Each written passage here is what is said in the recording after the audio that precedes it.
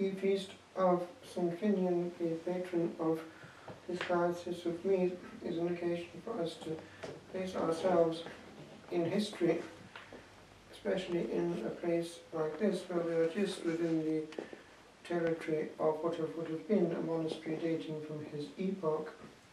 For St. Keenan, who founded the monastery of Duleek, just behind us, was a disciple of St. Patrick. St. Finnian is known as the teacher of the saints of Ireland.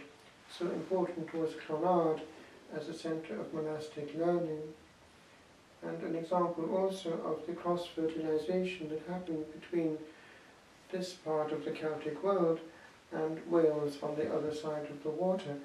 For St. Finnian, who was actually from Carlow in the south, was educated monastically and formed spiritually in Wales, possibly in somewhere like Llanilltid, which was a great centre of monastic learning, and where he would have had a link with the spirituality of St. David and St. Illtyd and the great giants of that part of Christendom.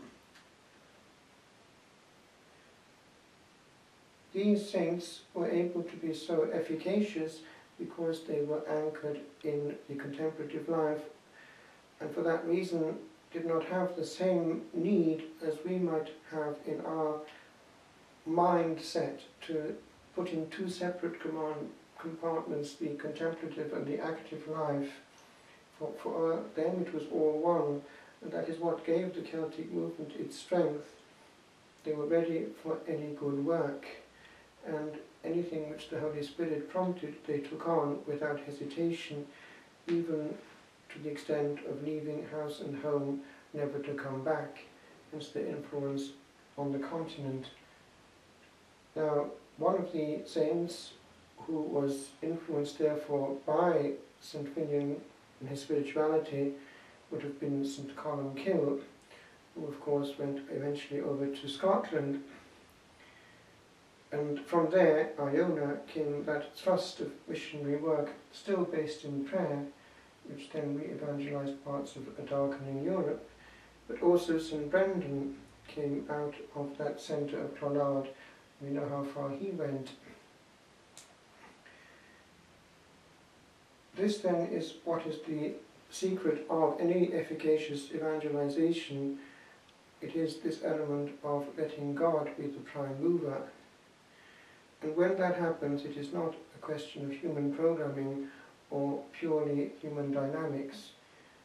In the recent apostolic exhortation which we have received from the Holy Father, and it would be the first document completely from his pen, for he was writing a document already prepared partly by his predecessor when he gave us the teaching on faith, we have very much his own thrust and indeed his own language, and it seems to read even more dynamically in Italian than in English, because one senses that he's thinking in that form.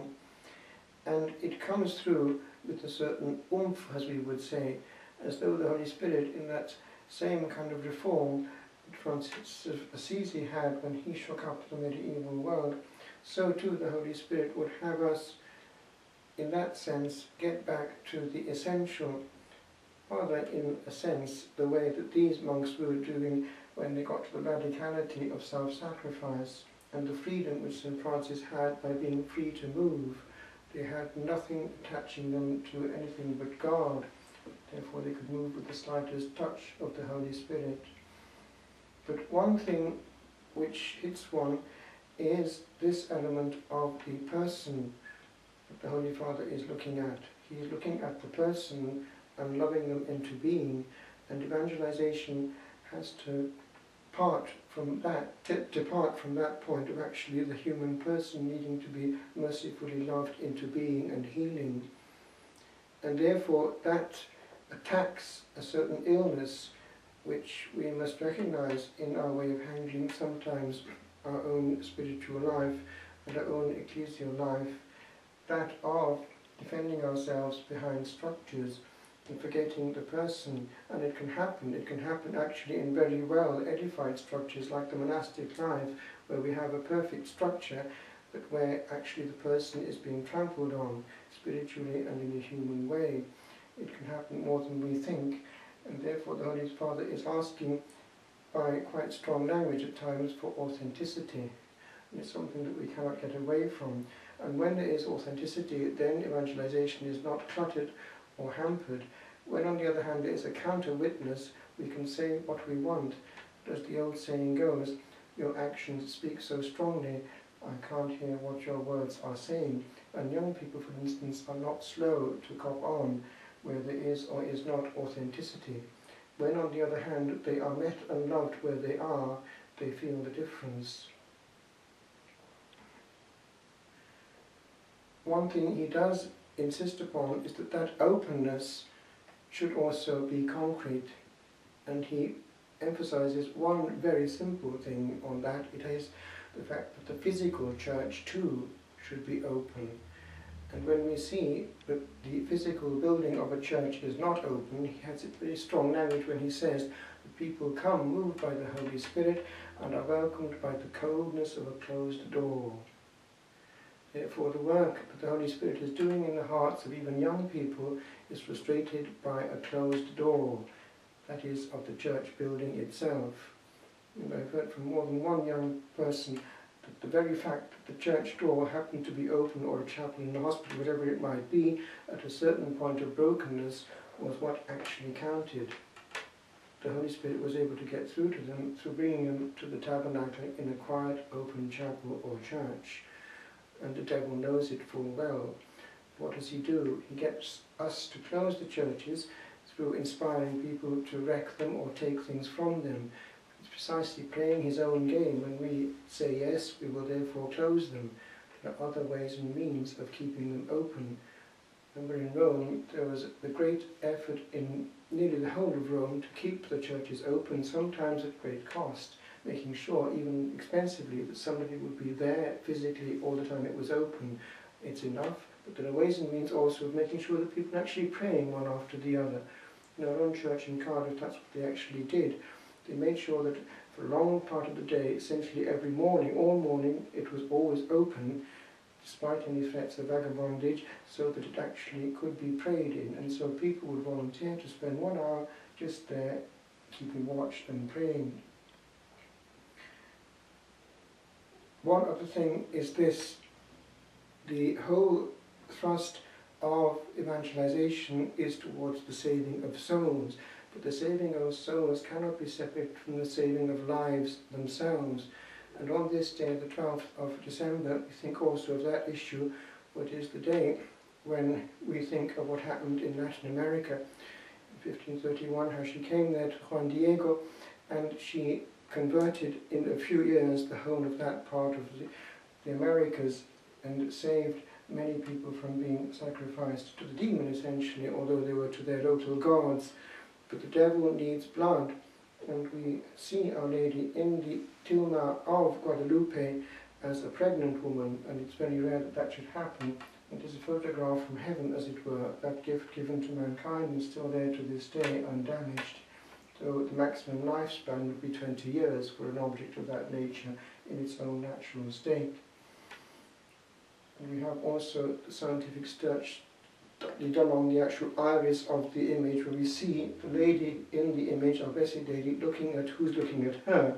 And we see the Bishop there, Zumariga, there with Franciscans and people. In other words, those people who are actually there are photographed in the iris of the Virgin, can be magnified and seen.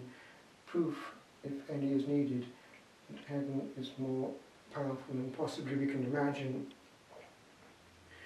But with regard to that, just one last thought.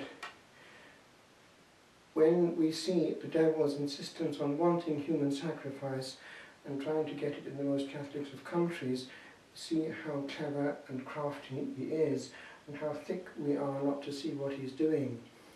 And we look at the arguments given that to save life, e.g. of a suicidal person, we will actually make sure that person is kept alive by eliminating the threat, not seeing that definitely killing one person is no better than letting the other person threaten to kill herself, but leaving the responsibility on her shoulder. We can't take on the responsibility of murder because a person is threatening something which is actually immoral.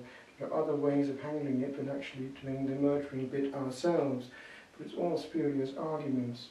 And just a few seconds ago, talking to Les, about 30, who has perhaps this Christmas got to face having her leg amputated, is something which makes us reflect. People are hanging on to even one part of her body when people at the same time are trying to push those same hospitals in Dublin to get rid of the whole person. It's just bizarre, and yet we call ourselves civilized people. The devil wants blood, and he's trying his best to get the innocent blood of the Irish children.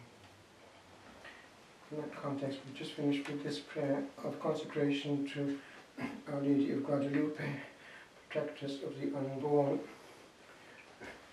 Our Lady of Guadalupe, Immaculate Conception, perfect and perpetual Virgin Mary, Mother of the true God and Mother of the Church, woman clothed with the sun, we totally consecrate Ireland and Britain and the entire pro-life movement to you and to your sorrowful and immaculate heart. We entrust to you all that we have and all that we do. Hear the prayer that we address to you with complete trust and present it to your Son, Jesus, our sole Redeemer. O Master, who has trod before this ancient path which follow you, the silent feet of many more, thou still dost guide us, thou still dost guide us. And when the tears of many years, the secrets kept from mortal ears, are known again where thy word stares, thou still art listening, thou still art listening.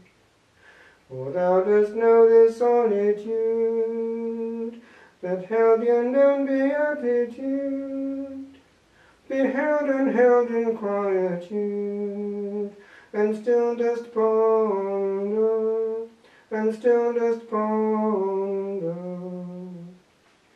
For thou didst call and calling heard the distant echo of this world, call on and call till nothing stirred, in dying wonder, in dying wonder. Yet would at times a something move, when now thou art where ancient love, burn still and whisper from above, faint not we conquer, faint not we conquer.